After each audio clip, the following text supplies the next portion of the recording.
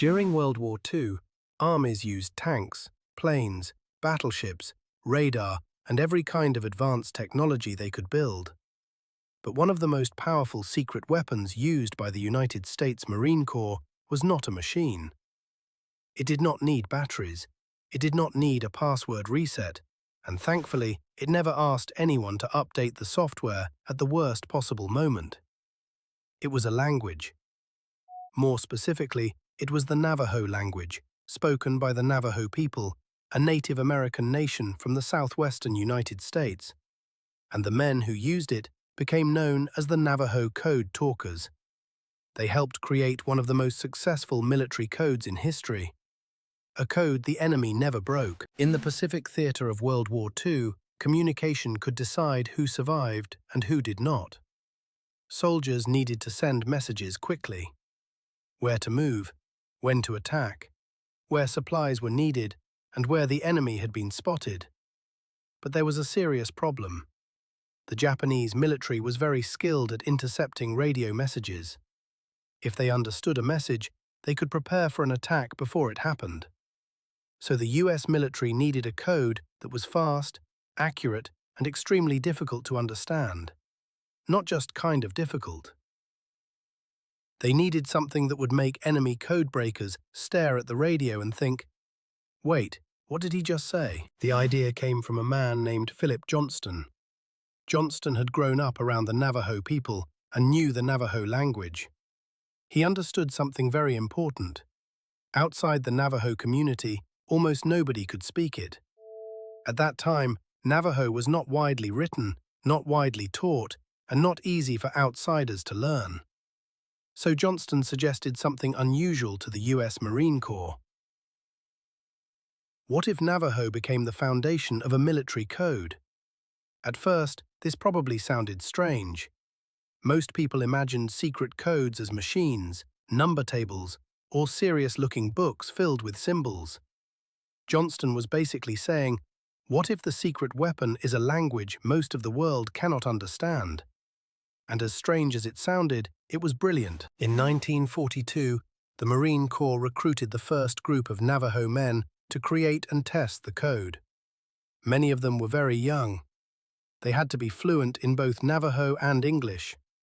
They also had to be physically strong, mentally sharp, and calm under pressure.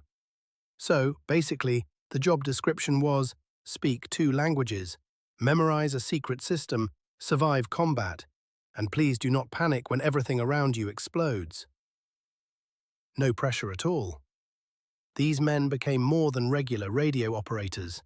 They were living encryption systems. They carried the code in their minds, not in books that could be stolen or papers that could be captured. That made them fast, flexible, and incredibly valuable on the battlefield. The Navajo Code worked on 2 levels.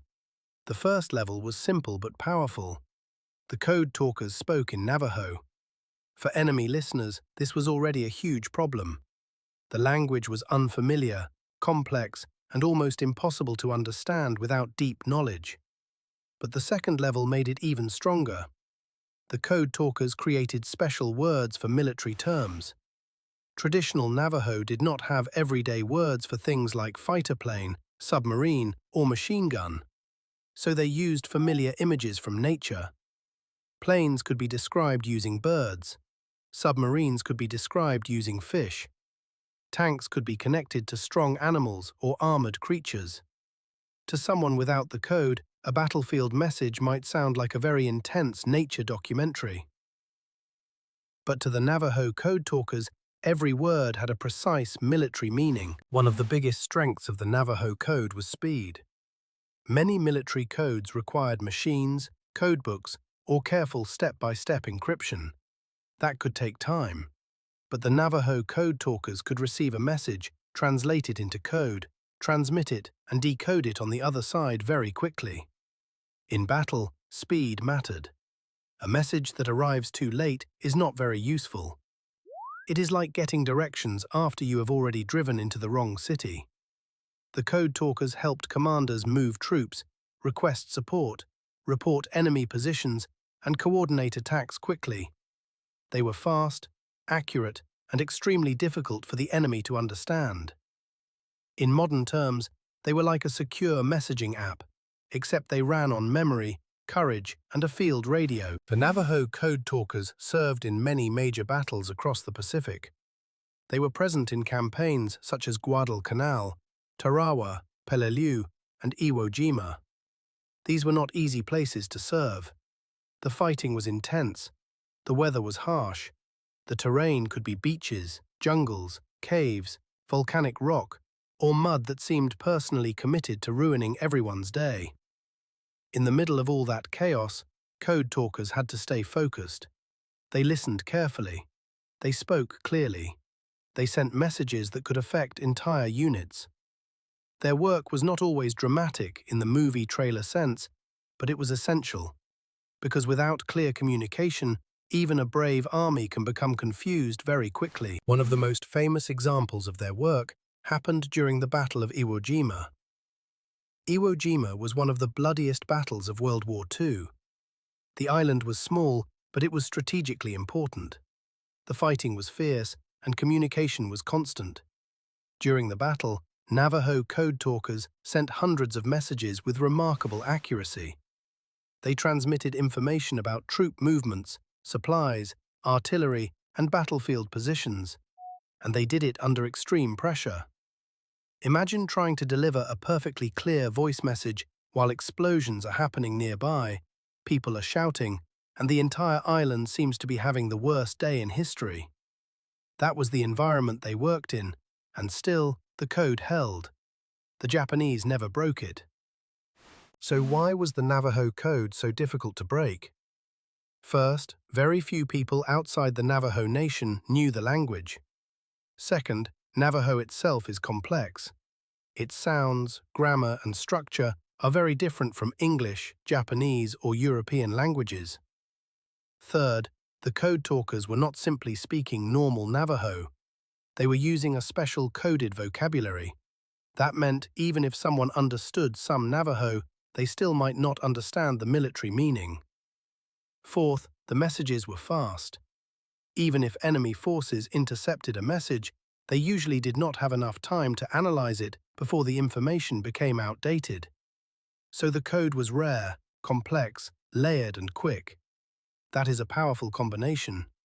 It was like locking a door, hiding the door, and then making the key out of a language only a small group of people could understand. There is an important and painful part of this story. For many years, Native American languages and cultures were suppressed in the United States. Many Native children were sent to boarding schools where they were punished for speaking their own languages. Some Navajo Code Talkers had experienced this themselves. The same language that outsiders once tried to silence later became essential to American military success. That irony is powerful. The Navajo language was not just useful because it was rare. It carried identity, memory, family, and culture. And during World War II, it became a shield for soldiers on the battlefield. This part of the story reminds viewers that language is never just sound. Language carries a people's history. After the war, the Navajo Code Talkers did not immediately become famous. Their work remained classified for many years. That meant they could not openly talk about what they had done. Many returned home quietly. They had helped win major battles, but their story stayed hidden. Imagine doing something historically important and then not being able to casually mention it at dinner.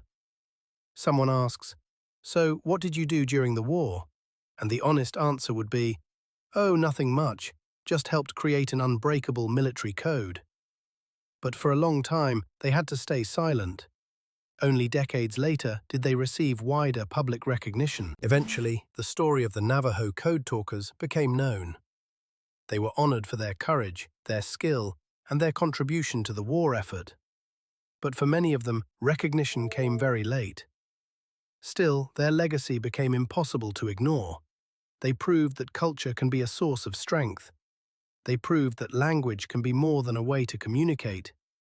It can protect. It can connect generations. And in the right moment, it can change history. The Navajo Code Talkers are remembered today as quiet heroes.